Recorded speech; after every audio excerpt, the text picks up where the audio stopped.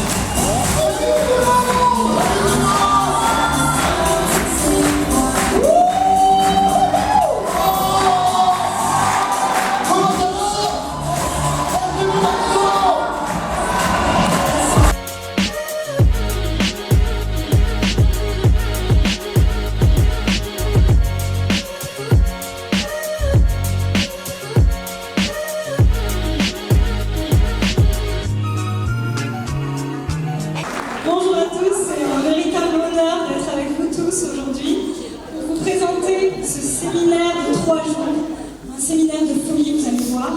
On vous a concocté un programme d'intervenants hors pair. Vous allez voir des coachs sportifs, un expert en neurosciences, un expert en vente. Vous allez voir aussi un chef de file de grands mouvements d'inspiration, mais également un super copywriter ninja.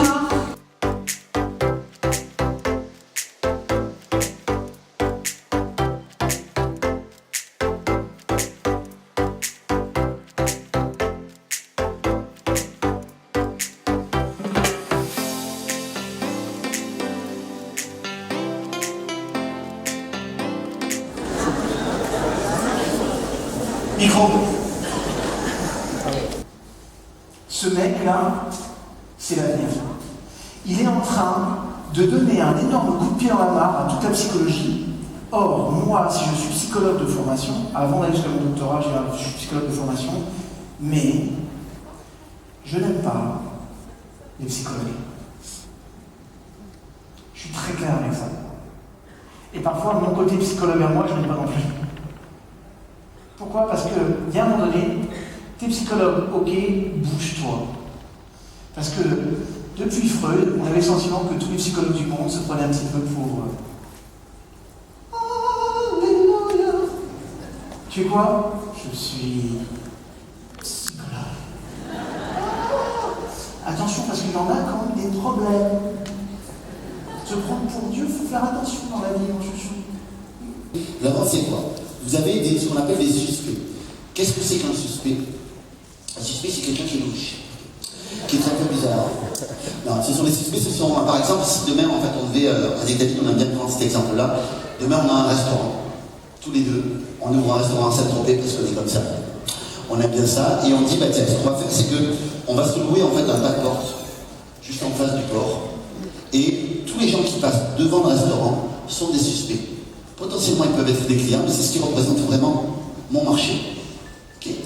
Ensuite, ce suspect-là, si pas, je me débrouille pour mettre une devanture un peu simple à quelque chose qui va égayer des petites odeurs sympathiques, une jolie devanture, une belle décoration. Boum, lui, il passe devant, et puis il se passe devant, il fait quoi? Ça sent bon aussi, j'ai faim. Il va regarder la carte. Il va s'intéresser à ma carte. À partir du moment où il s'intéresse, qu'il a faim, qu'il a vu mon magasin, il devient prospect.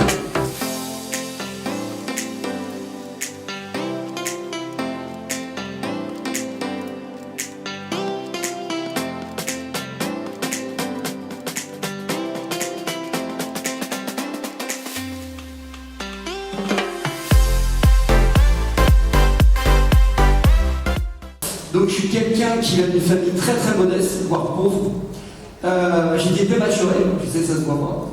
Comme quoi, oui, prématuré, donc ça veut dire très malade jusqu'à l'âge de 6 ans environ, fragile, donc ça veut dire forcément pas confiance en soi, on se cache, on ne sait pas comment faire.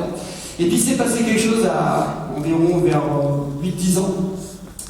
c'est qu'en fait, j'ai déménagé, je me suis retrouvé dans un monde hostile, le monde de la rue. Donc dans la rue, c'est pas compliqué, c'est les forts qui gagnent, c'est comme ça que ça marche. Les faibles, ils meurent. Voilà, c'est comme dans la jungle, et j'exagère pas, c'est comme ça que ça se passe. Donc où j'étais, c'était particulièrement dur. Alors en fait, il y a 3 solutions. Quand on arrive dans la rue comme ça, et puis que ses parents travaillent beaucoup, qui ramassent pas d'argent, donc ils vous laissent dehors, on se construit tout seul. Alors, quand on est fragile, timide, en fait, on est le petit animal qu'on va bouffer. Donc, j'avais 3 solutions. La première, c'était fuir. À 6 ans, c'est pas possible. La deuxième, c'était me soumettre. Là, apparemment, le logiciel n'était pas installé. Donc, c'est quelque chose que j'ai même pas conçu. Et puis, se battre. Se battre, ça veut dire, pas se battre forcément physiquement, mais faire en sorte que son mental et son physique soient suffisamment forts pour survivre, avec ses outils. Sauf quand on est une crevette, comme vous allez voir les photos, c'est pas possible. Alors j'ai trouvé des outils, j'ai réfléchi, j'ai dit mais qu'est-ce que je peux faire que les autres savent pas faire? Et j'ai constaté que je courais plus vite que la moyenne, ça fait rire, hein. Donc je courais tout le temps. Et j'ai constaté que je battais tout le monde. Je me suis dit c'est quand même bizarre. Donc qu'est-ce qui s'est passé? J'étais reconnu, j'étais valorisé, je venais le petit champion, le champion de la cité. Et puis du coup j'ai commencé à aimer ça. J'ai aimé, parce que j'ai pris du plaisir, forcément je réussissais. Enfin un truc où je me fais remarquer. En général, si vous le faites pour l'argent, la première difficulté vous allez arriver. L'argent c'est de l'énergie, c'est un fluide. On en a besoin, c'est important. D'accord? Parce qu'il faut un fonds, il faut une réserve, il faut investir, parfois on a des pépins, mais c'est de l'énergie. Et je dis toujours, c'est un démultiplicateur d'émotions. Si on est très con à la base, c'est encore plus con. Si par contre on est plutôt du genre altruiste, ça vous fait rire, mais c'est vrai. Et altruiste, on fera plus de. Parce que c'est ce qu'on est naturellement, en fait, on va le développer avec l'argent. Des fois, pas forcément bien. Alors, ça vous fait rire, vous avez passé un moment de rigolade. Le fait de faire des vidéos pour être validé, pour être aimé. Alors là, je vous dis tout de suite, on l'a dit, on a parlé critique, je me fais défoncer régulièrement. Alors, il y a 3 étapes. Au début, tu connais ça, c'est qu'au début, on est ignoré. L'autre là, encore des idées à la con et tout, voilà. Après, on est critiqué. Et après, on est copié. C'est hallucinant. Quand j'ai fait les premiers cours en ligne, on m'a dit ouais, les arts martiaux c'est des secrets, hein. Tu connais ça, il est quand même un grand pratiquant, David. Machin et tout, là tu caches, t'as pas le droit de donner les secrets, il n'y a pas de secret. Le secret c'est aller au charbon, transpirer, prendre des coups dans la tronche et en donner.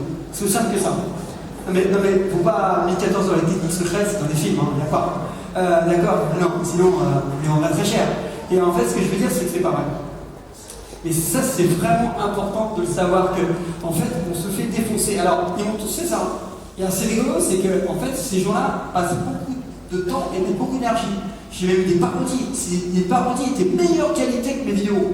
Mais je me dis, génial, ils font de la pub. Et en fait, c'est génial parce que c'est pas moi qui critique. Ils critiquent le produit. Pour eux, c'est des produits, ça les dérange, c'est la concurrence. Moi, je suis content, c'est des prospects, c'est gratuit. Bossez pour moi, les mecs, allez, bossez. Moi, je dis, je partage, même, je suis content, allez. Ils me font de la pub. Les gens ont peur de ça. Je les dis même pas. C'est mes gars qui regardent. Ils me disent, je t'ai fait défoncer encore. Mais voilà, super et tout. Et je regarde, des fois, c'est bien fait. Mais franchement, je suis triste, man.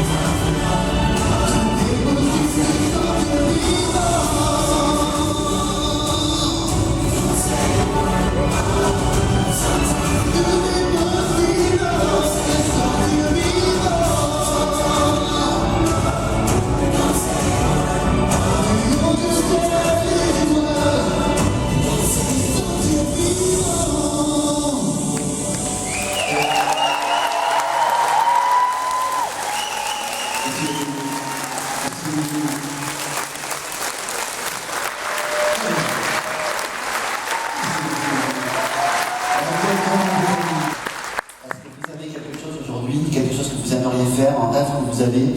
Est-ce que vous tous, vous avez un rêve? Ok? Ok, pour la grande majorité d'entre vous, vous avez un rêve. Qui n'a pas de rêve? Qui n'a pas de bras? Ok, d'accord, ok. Non mais ok, donc vous avez tous un rêve, les amis. Je vous invite vraiment à travailler pour réaliser ce rêve. On va faire d'autres conférences, je ferai une conférence dimanche sur la prise de décision, tout ça.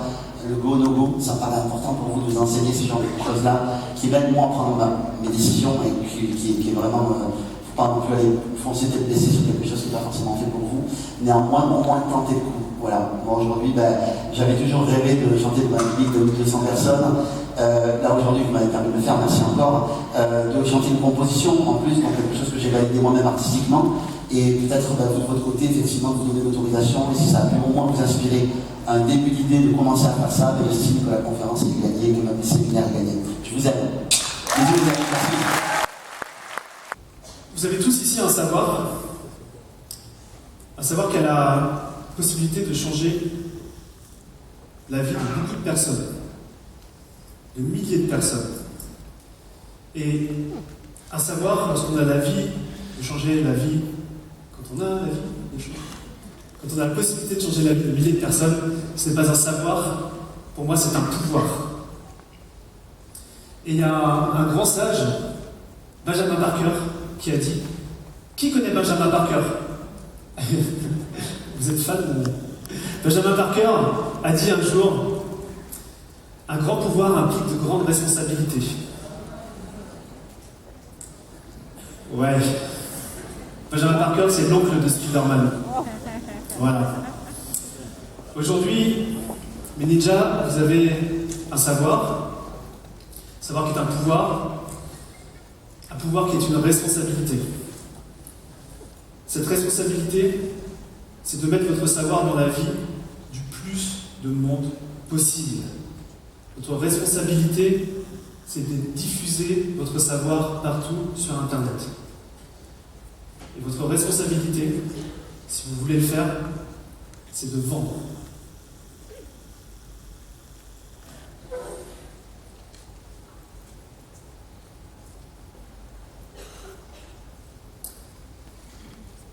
Et votre aventure sur Internet, cette vente, cette première vente, elle démarre aujourd'hui, grâce à une simple conversation. Merci.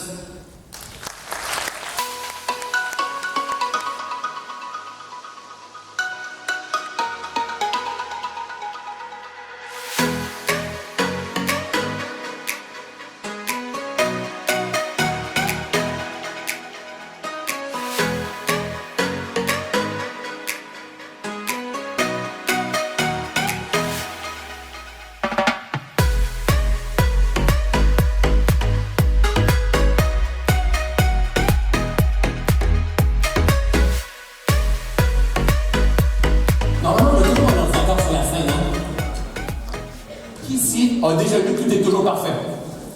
Good, génial. Vous savez, ce livre-là, qui a désiré un jour d'écrire un livre? Levez la main. Good, génial. Moi, ce livre-là, ça faisait 5 ans que j'avais le désir d'écrire un livre. Mais je remettais toujours ça, parce que j'avais jamais le temps. On a tous 1001 projets, puis on remet, mais on a le désir d'écrire un livre. J'étais hanté dans ma tête du désir d'écrire un livre. Et puis à un moment donné, je me dis, c'est assez à mon âge. Là, tu vas écrire ton livre, c'est en 2016. Je m'étais promis qu'à la fin de l'année 2016, mon livre aurait été écrit. Ça fait qu'on est le 6 novembre 2016. Et je me dis, si moi je lance un livre un jour, j'aimerais ça lancer un livre dans une église. Parce que vous allez voir ce soir, aujourd'hui, que ça se peut que je parle d'église, ça se peut que je parle de Jésus, de Bouddha, d'Allah, de Krishna, de Tonka, de Toyota, toutes ces affaires-là. OK? Ça se peut que je dise le mot divinité. Ouais. Ça se peut que je dise le mot énergie. Hein? Parce que c'est nous, c'est tout en nous. Hein? Il y a quelque chose, il y a des grandes vérités qui sont là. Bref, moi j'ai le désir un jour d'écrire mon livre. Et je me suis dit, si j'écris un livre, où est-ce que je voudrais faire le lancement de mon livre? Et c'était dans une église. Parce que je ne sais pas si ça me fait comme moi, mais quand je rentre dans une église, ça m'amène un sentiment de paix. Donc, il y a 2 ans, j'étais ici avec mes enfants à la cathédrale Notre-Dame. Puis il y avait un long fil pour pouvoir rentrer dans la cathédrale, pour visiter la cathédrale. Et moi, j'ai des enfants. Qui a des enfants? Levez la main pour voir. vous allez comprendre mon histoire. J'ai 2 enfants. Moi, j'ai Xavier qui a 12 ans et j'ai Léa qui a 6 ans. Mais en fait, quand je voyage et je passe quelque chose de particulier, c'est que Xavier il a aussi 6 ans, comme sa sœur quand on voyage. OK? Donc là, on est en train de faire la file pour rentrer dans la cathédrale. Et là, tout d'un coup, Xavier fait pouf, donne un coup de coude à sa sœur. Hey, c'est pas gentil! Pouf, elle kick son frère. Elle pince son frère. Hey, c'est pas fait ça! Hey, elle me pousse, c'est qui me comprend? Levez la main pour voir. OK. J'ai dit à vous, c'est sûr qu'on est pareil. Et là, ils sont toujours en train de se tirailler. Puis je dis, arrêtez! Arrêtez, ça va pas donc. Mais c'est lui qui a commencé! Puis là, sa petite sœur, elle dépasse dans le fil d'attente. Non, c'est moi qui étais là! Et là, je fais comme ça, pas de bon sang, arrêtez ça! Et là, tout d'un coup, on est sur le bord de rentrer, ça fait peut-être 10 minutes qu'on attend dans le fil d'attente. Et là, c'est comme il se dépasse, j'ai arrêté. Non, c'est lui qui a commencé! Non, c'est lui qui a commencé! Puis on franchit les portes. C'est lui qui a commencé, c'est lui! Et là, je les regarde. Et c'est là, pour la toute première fois de ma vie, que j'ai l'idée de m'acheter une église. Non, mais, sérieux, tout de suite, en rentrant dans l'église, l'esprit se calme. Et là, je fais comme, wow! C'est exactement ce qui se passe en dedans de moi. Quand je rentre dans une église, mon esprit se calme. Mais ça me fait exactement la même chose quand je rentre dans la nature. Qui ça leur fait du bien aller dans la nature pour le fun? Regardez les mains derrière vous, là. C'est tout le monde. Et ceux qui n'ont pas levé les mains, c'est juste qu'ils n'ont pas de bras. Ça fait du bien à tout le monde. Aller dans la nature, pourquoi? C'est quoi qu'on va retrouver quand on va dans la nature? Ouais, du calme. Et c'est quoi j'ai vu sur tes lèvres? De la...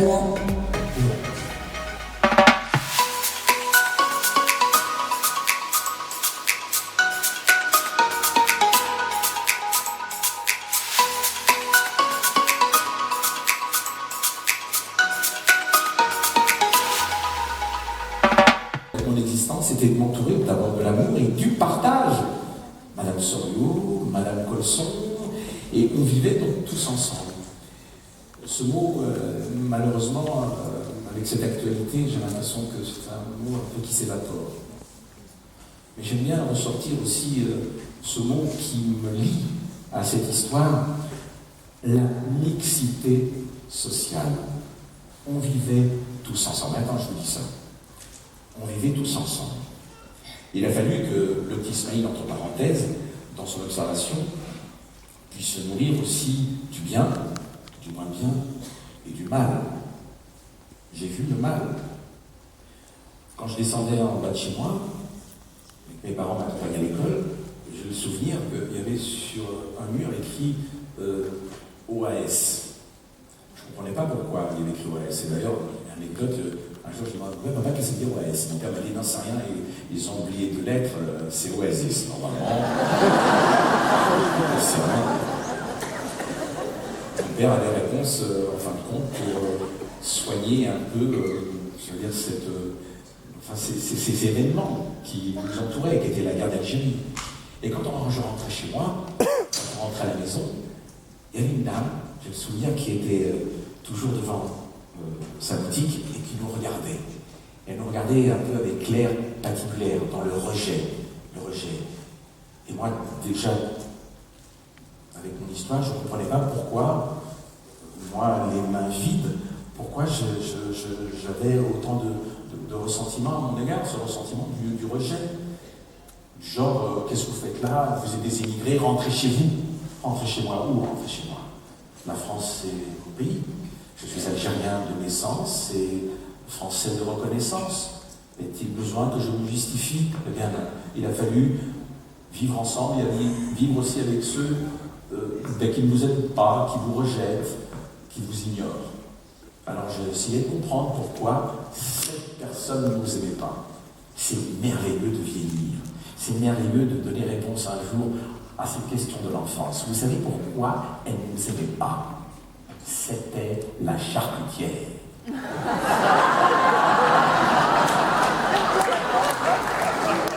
Mes parents étaient musulmans et évidemment, c'était hors de question de rentrer dans sa boutique. Voilà, on vivait, je vivais comme ça.